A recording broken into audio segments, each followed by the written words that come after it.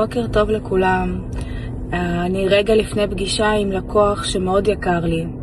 הוא עבר 2 תאונות דרכים והוא נפגע מאוד קשה. אחת מהתאונות היא הייתה פגע וברח על מהירות של 120 והוא היה על אופנוע. אנחנו רגע לפני פגישה עם פקיד שיקום מביטוח לאומי, לכן אני נפגשת קודם כל עם הלקוח, מתדרכת אותו, אנחנו עוברים על הדברים ובעצם מסכמים מה צריך להגיד. אז הלקוח שלי עבר כמה ועדות רפואיות בביטוח הלאומי, ביניהם אורתופדיה, פנימאי, ראומטולוגיה, אורתופדיה, נוירולוגיה, ובעצם כן עבר את האחוזי נכות הרפואיים הדרושים לו, אבל הרופאים לא קבעו לו אובדן כושר השתכרות. ומי שלא נקבע לו אובדן כושר השתכרות, אז בעצם כל הנכויות הרפואיות לא רלוונטיות. אז כרגע אנחנו רגע לפני פגישה עם פקיד שיקום, שהוא יכול להפוך את הכף ובעצם לקבוע שהלקוח שלי לא מסוגל לחזור לעבודה, והוא באמת לא מסוגל לחזור לעבודה.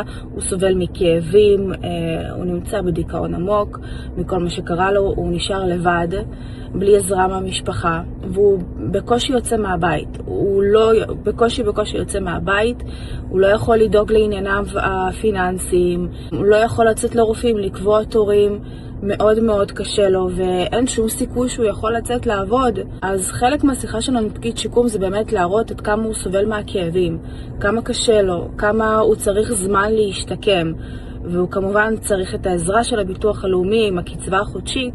זה משהו שממש ייתן לו בוסט גם לקבוע תורים לרופאים, כי לא כל הרופאים בקופת חולים זמינים ונותנים באמת מענה. אנחנו צריכים רופאים פרטיים, אנחנו צריכים רופאים מומחים שמנתחים, לא יכולים לחכות לקופת חולים, צריכים רופאים פרטיים, אנחנו צריכים לזה כסף. אז בעצם אנחנו מקווים שפקיד השיקום יקשיב ללקוח שלי, ייקח ברצינות את מה שיש לנו להגיד, ואנחנו כמובן הגענו מוכנים עם חוות דעת של רופא תעסוקתי שקובע לו אובדן כושר עבודה מלא, לפחות לשנה הקרובה. הוא צריך זמן להשתקם ולראות איך הוא מצליח להמשיך לתפקד, לחזור לתפקוד מלא. אני אעדכן אתכם בהמשך איך נגמר התיק, אם אנחנו קיבלנו את מה שרצינו או שאם אנחנו הולכים לערעור. תעקבו אחריי.